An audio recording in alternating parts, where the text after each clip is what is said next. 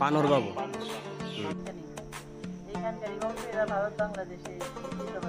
আজকে আমি চলে এসেছি বেতুলিয়া জমিদার বাড়ি, জানাবো এর ইতিহাস এবং ঐতিহ্য সম্পর্কে। পাশাপাশি থাকবে একটি সম্পূর্ণ ভ্রমণ গাইডলাইন। পুরো ভিডিওটি জুড়ে সঙ্গেই থাকবেন। ওয়েলকাম টু মাই ব্লগ বেতুলিয়া জমিদার বাড়ি।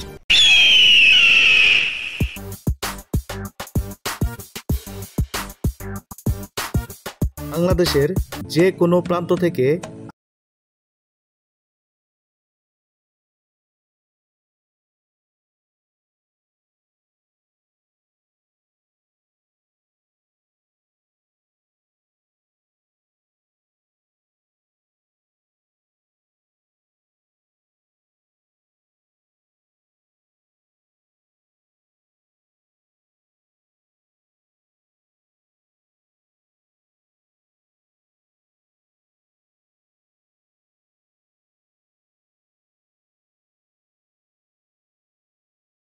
যতুবাবু আর মনিবাবু দুই ভাই। যতুবাবুর বাড়ি কোনটা, এইটা না ওইটা? একসাথে থাকতেই করছে আর কি। দুই ভাই নাকি? দুই ভাই, আপন দুই ভাই। আপন দুই ভাই না, মানে কোনটা যে যতুবাবু আর কোনটা যে এটা থাকতো যতুবাবু, এটা যতুবাবু, আর ওই পাশেরটা ওইটা মনিবাবু। মনুবাবু। মনিবাবু মনুবাবু ওনারা কি জমিদার ছিল নাকি বণিক ছিল? না, জমিদার ছিল না, এমবি বাবু ছিল। জমিদার ছিল ওই যে পাশাপাশি তো এই যে এরা তো মানে ওই পাশেও গেছিলাম আমরা, যতটুকু জানতে পারলাম। এইটার মালিক আছে ওই যখন স্কুল হয়েছে না। হ্যাঁ, স্কুল দেখছে না তারা? এটা হ্যাঁ হ্যাঁ স্কুল দেখছি তো। ও এইটার মালিকই ওটা, ওই স্কুল। আচ্ছা ঠিক আছে, ধন্যবাদ। একাই ভিতরে ঢোকা যাবে না? হ্যাঁ, ভিতরে যেতে পারবেন। ওই সাইডে জানো উমরে দেন। বেতুলিয়া জমিদার বাড়িটি জমিদার বাড়ি নামে পরিচিত হলেও এটি মূলত বণিক বাড়ি। কলকাতার বণিক সতুবাবু এই বাড়িটি নির্মাণ করে। অজ পাড়াগাঁয়ে এমন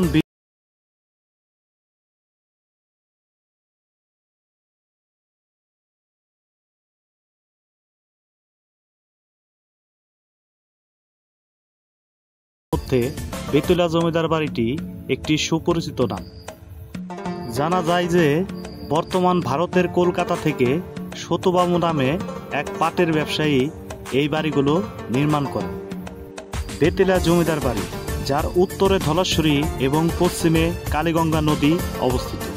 এক সময় ধলেশ্বরী নদী দিয়ে বড় বড় পালতোলা মহাজনী নৌকা এবং বজরা যাতায়াত করত। তারই সূত্র ধরে সতুবাবু ও যতুবাবু এখানে আসতেন পাটের ব্যবসা করতে। একটা সময় এই মানিকগঞ্জের মধ্যেই তারা স্থায়ীভাবে বসতি গড়ে তোলেন। আমি এখন বাড়ির পিছন দিকে অবস্থান করছি। তো আমার বাম দিকে যদি দেখেন, এটি হচ্ছে জ্যোতিবাবুর বাড়ির পিছনের অংশ। আর যদি আমার ডাইন দিকে দেখেন, তাহলে এটি হচ্ছে মণিবাবুর বাড়ির পিছনের অংশ। এরা হচ্ছে মূলত দুই ভাই। বাড়ির সীমানা প্রাচীরগুলো আজও সাক্ষী দিচ্ছে হাজারো ইতিহাসের, যদিও এটি এখন ভেঙে চুরে একাকার। সীমানা প্রাচীর নেই বললেই চলে, তারপরও যতটুকু আছে আপনাদের দেখানোর চেষ্টা করলাম। এটি হচ্ছে আমি যে জায়গাটির মধ্যে ঢুকছি, এটি হচ্ছে টয়লেট। তো এই টয়লেটগুলো আসলে আমি যতটুকু দেখেছি যে আগেকার দিনের জমিদার অথবা ধনাঢ্য ব্যক্তি বলেন আর বণিকরা বলেন, যারাই বলেন না কেন, তারা বাড়ি থেকে অনেকটাই দূরে টয়লেটগুলো নির্মাণ করত। কেন তারা এত দূরে টয়লেটগুলো নির্মাণ করত সেটা আসলে আমি বলতে পারবো না, তবে এটি হয়তো তাদের সভ্যতা ছিল।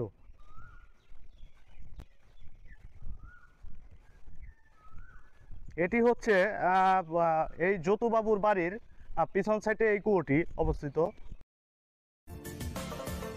এক সময়কার স্বচ্ছ পানির কুয়ো আজ যেন ময়লার ভাগার হিসেবে পরিণত হয়ে গেছে। এই পাশে যে দেখতে পাচ্ছেন, এটি ঘাটলা সিঁড়ি ছিল, পুকুর ছিল। তো এখন এর অস্তিত্ব নেই। দেখুন একদম ভেঙে চুরে কি অবস্থা হয়ে গেছে। এটি আমি আনুমানিকভাবে বলছি, এটিও সম্ভবত কোনো প্রার্থনা করার মন্দির বা এরকম কোনো কিছু ছিল। দেখুন এর আসলে কোনো চিহ্ন দেখা যায় না। তো সাধারণত এরকমই হয় আর কি, কিংবা হইতে পারে এটি কোনো রান্নাঘর কিংবা এরকম রেস্ট নেওয়ার কোনো ঘর এরকম কোনো কিছু ছিল। এর বন্ধুরা, এখন আমরা যাব খালের ওই পারে। বাকি যে বাড়িগুলো আছে সেগুলো আপনাদের ঘুরে ঘুরে দেখাবো। আশা করি সঙ্গে থাকবে। বাড়ির ভিতরে ঢুকলেই আপনারা প্রথমে দেখতে পাবেন একটি মন্দির। তো এই মন্দিরটি আসলে এখন আর নেই, কালের বিবর্তমানে এই দেওয়ালটি নষ্ট হয়ে গেছে। শুধু এখানে বোঝা যাইতেছে যে এখানে একটা মন্দির ছিল। দেখুন এখানে ফুলগুলো রাখা আছে। আচ্ছা, ঠিক আছে। তো ওনারা তো আসলে জমিদার ছিল না, বণিক ছিল, তাই না? আমি যতটুকু জানি হ্যাঁ, বড় ধনাঢ্য ব্যক্তি ছিল। এই বাড়িগুলোতে এসে আমরা দেখতে পাই এখানে বসবাস করছে তাদেরই বংশধর। তাদের সাথে কথা বলে নিশ্চিত হয়ে গেলাম যে এই বাড়িগুলো আসলে একটি বণিক বাড়ি ছিল, এটি কোনো জমিদার বাড়ি নয়। এক সময়কার সৌন্দর্য আর এক সময়কার আভিজাত্য আজ যেন শুধুই গল্প।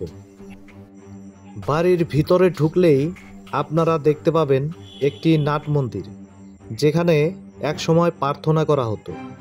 আজ শ্যাওলা পড়ে এবং আগাছা গাছ জন্মে বেহাল দশা এই নাট মন্দিরের।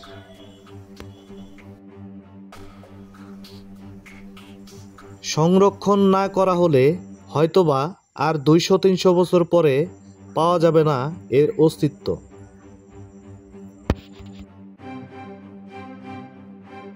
মাঝে মাঝে এই বাড়িগুলোর এখানে শুটিং স্পট আসে।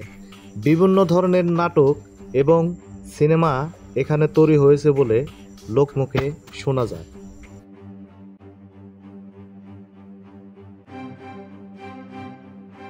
বাড়ির ভিতরে প্রবেশ করে আমরা কিছু লোকজন পেলেও তারা আমাদের কোনো সঠিক তথ্য দেয়নি। যতটুকু জানতে পেরেছি এটি হচ্ছে মূলত পানুবাবুর বাড়ি।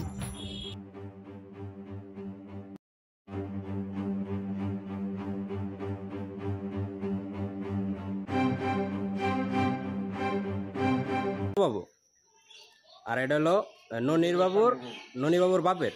না, এই এরাই ছয়শরী তো সবাই ছয়শরী। এটা মূলত পানাম বাবু, পানুর বাবু।